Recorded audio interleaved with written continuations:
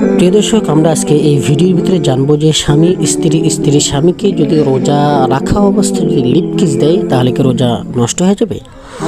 এছাড়া জানবো যে স্বামী স্ত্রী রমজান মাসে রোজা রাখা অবস্থায় কি কি কাজ করলে রোজা ভঙ্গ হবে না, কি কি কাজ করলে রোজা ভঙ্গ হয়ে যাবে। প্রিয় দর্শক, এর আগের ভিডিওর ভিতরে আমরা জেনেছিলাম যে রোজা না রাখলে কয়টি রোজা কাজা করতে হবে, আর রোজা রেখে ভঙ্গ করে ফেললে কয়টি রোজা কাজা বা কাফারা দিতে হবে।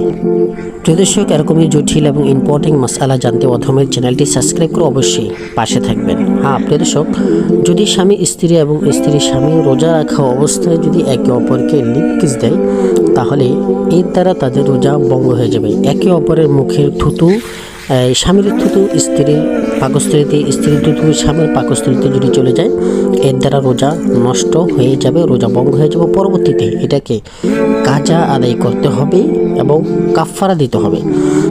এটি রোজা ভেঙে ফেলার মধ্যে শামিল হবে, অর্থাৎ একটি রোজা ভেঙে ফেললে 60টি রোজা কাজা আদায় করতে হবে। দর্শক, স্বামী স্ত্রী রোজাদার অবস্থায় স্ত্রী স্বামীকে, স্বামী স্ত্রীকে যদি এমনিভাবে চুমো দেয় বা টাচ করে বা ধরে শুয়ে থাকে বা আদর সোহাগ মায়া মোহাব্বত তা একে অপরের সাথে বিতরণ করে থাকে তাহলে এর দ্বারা রোজা ভঙ্গ হবে না। এই রূপ করার দ্বারা যদি যৌন উত্তেজনা বেড়ে যায় তাহলে বীর্য আউট হয়ে গেলে এটা রোজা ভেঙে যাবে, রোজা ভেঙে ফেলেছেন বলে গণ্য হবে। ইচ্ছা করে মিলামিশা করলে রোজা ভেঙে গিয়েছে বলে গণ্য হবে, এর দ্বারা কাজা কাফারা আদায় করতে হবে।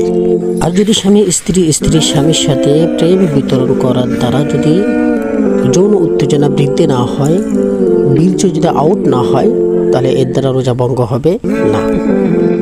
এবং রোজা রাখা অবস্থায় স্বামী স্ত্রী স্বামীর সাথে যদি এরকম প্রেম বিতরণের মধ্যে লিপ্ত থাকে তাহলে রোজা ভঙ্গ হয়ে যাওয়ার আশঙ্কা বেশি থাকে, তাহলে এই রূপ কর্মকাণ্ড থেকে বিরত থাকা উচিত।